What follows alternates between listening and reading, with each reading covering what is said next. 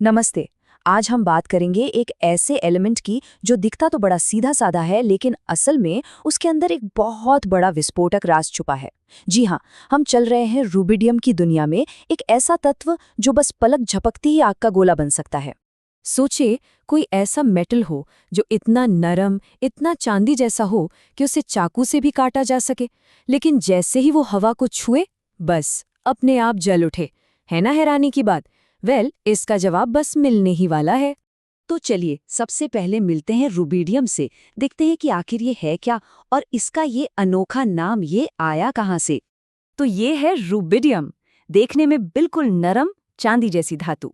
और ये periodic table में उसी फैमिली का हिस्सा है जहां लिथियम और सोडियम जैसे जाने पहचाने एलिमेंट्स भी रहते हैं, मतलब एल्कली मेटल्स। इसका नाम ना इसकी खोज की कहानी में ही छुपा है। बात है 1860 की, जब बंसन और किरखॉफ एक स्पेक्ट्रोस्कोप से इस एलिमेंट को देख रहे थे।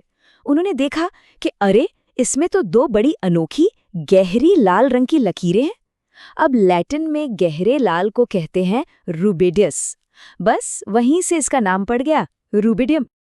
आप जरा इसके कुछ बेसिक फैक्ट्स देख लेते हैं। इसका सिंबल है Rb, एटॉमिक नंबर है 37। पर सबसे मजेदार बात पता है क्या है? इसका मेल्टिंग पॉइंट सिर्फ 38.9 डिग्री सेल्सियस है। मतलब किसी गर्म दिन में ये हाथ के हथेली पर ही पिघल सकता है। कमाल है ना? लेकिन इस शांत से दिखने वाले चेहरे के पीछे ना एक बड़ा ही तूफानी स्वभाव छुपा है। तो अब वक्त आ गया है रूबिडियम के असली, खतरनाक और अस्थिर रूप को देखने का। तो सवाल ये उठता है कि जब ये मेटल अपने कंट्रोल्ड एनवायरनमेंट से बाहर आता है, तब क्या होता है? इसका बिहेवियर कैसा होता है? और यहीं से कहानी असली में दिलचस्प होती है। तो देखते हैं जरा कि ये कितना खतरनाक हो सकता है। पानी से मिला तो बस एक धमाका समझिए। हवा में खुला छोड़ दिया तो ये आग पकड़ लेता है। और अगर गलती से भी ये स्किन को छू गया तो बहुत बुरी तरह जला सकता है। अच्छा, इस खतरे को और भी अच्छे से समझने के लिए ना एक रियल वर्ल्ड एग्जाम्पल देखते हैं। चलिए चलते हैं सर्न्स के मशहूर AWAK एक्सपेरिमेंट में, जहां रूबिडियम का इस्तेमाल होता है। और पता है, इस एक्सपेरिमेंट में कोई थोड़ी बहुत मात्रा नहीं, बल्कि पूरे 3 किलोग्राम तक रूबिडियम इस्तेमाल होता है।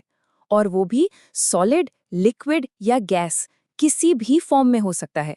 अब सोचिए, इसे संभालना कितना ज्यादा मुश्किल हो जाता होगा।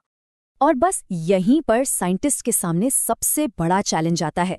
उन्हें इस सुपर रिएक्टिव मेटल को हवा और नमी से, मतलब दुनिया से पूरी तरह से दूर रखना होता है। और इसके लिए वो एक बहुत पावरफुल वैक्यूम का इस्तेमाल करते हैं। अब जरा ये देखिए, इससे पता चलता है कि साइंटिस्ट छोटे से छोटे खतरे का अंदाजा लगाने के लिए कितनी डीप कैलकुलेशंस करते हैं। ये जो इक्वेशन दिख रही है, ये उसी डिटेल्ड एनालिसिस का एक छोटा सा हिस्सा है। ये जो नंबर है ना, 76.2 डिग्री सेल्सियस, ये हमें बताता है कि अगर रूबिडियम हवा के कांटेक्ट में आ गया तो इक्विपमेंट का टेम्परेचर कितना बढ़ सकता है।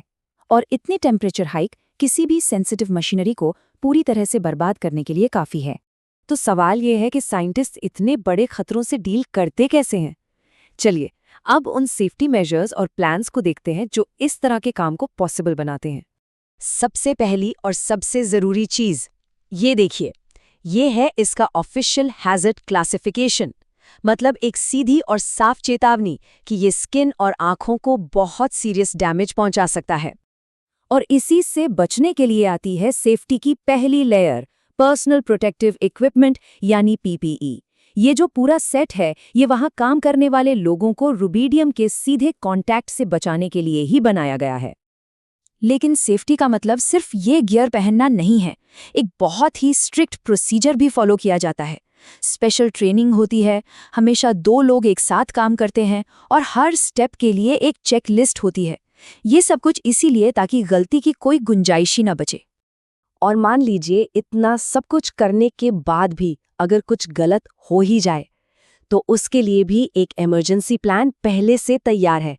इसमें उस एरिया को तुरंत खाली करना और स्पेशल टीमों को बुलाना सब कुछ शामिल है। तो आखिर में जरा एक कदम पीछे हटकर सोचते हैं कि ये पूरी कहानी हमें सिखाती क्या है। सर्न में रूबिडियम की ये कहानी हमें साइंस की एक बहुत बड़ी सच्चाई बताती है। वो ये कि नई खोजों के लिए सिर्फ हिम्मत ही नहीं, बल्कि बहुत ज़्यादा सावधानी और ज़बरदस्त सूझबूझ की भी ज़रूरत होती है। तो आखिर में एक सवाल रह जाता है, अगली बड़ी साइंटिफिक कामयाबी के लिए हमें और किन अनदेखे चैलेंजेस को पार करना होगा? क्योंकि ये सच है कि हर बड़ी खोज के पीछे ऐसे ही न जाने कितने खतरों पर पाई गई जीत की कहानी होती है।